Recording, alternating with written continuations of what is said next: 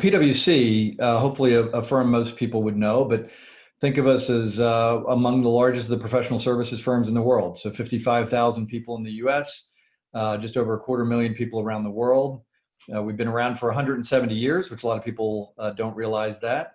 And we reinvent ourselves pretty regularly. And that's a pretty good intro to me as well. I haven't been around for 170 years, but I do try to reinvent myself periodically.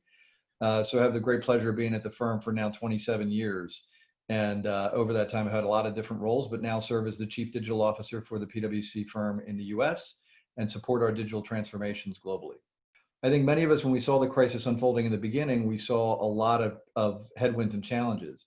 Now, many organizations are seeing opportunity to rethink, to take advantage of the adoption curves that have emerged in this time, and to really get, in some ways, further ahead than we probably would have planned because of all the adoption that's happening. So there is opportunity in front of us.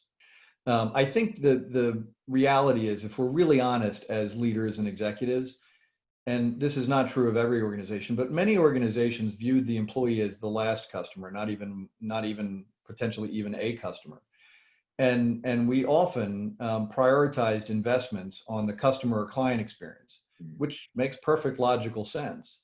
The end result is the employee experience was a fractured mess. And we expected often employees just to navigate through that. And the typical model for, again, not all, but many organizations was if the employee wasn't executing with the tools and technologies we thought they should be, then we would blame the employee and we would tell them that they weren't doing what they needed to be.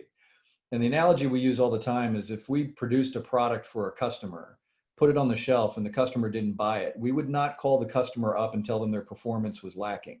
But that's exactly what we've done with our employees.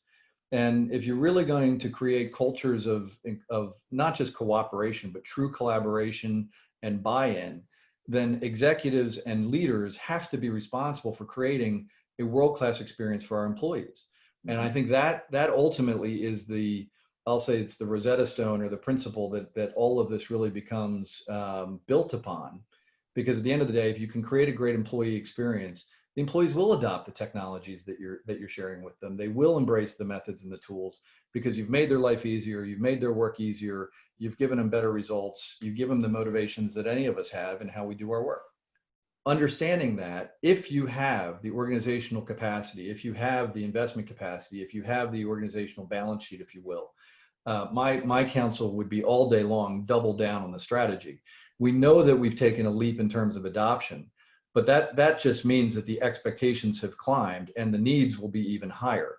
And organizations now that are in a position where they will not be able to do that, unfortunately, are going to slip further behind. And so the race has not ended because of the crisis. In fact, you'd argue that we're all a little bit further along in the race. And as a result, double down on those investments, keep the digital transformation work underway, and look for every opportunity you have to get further along the path.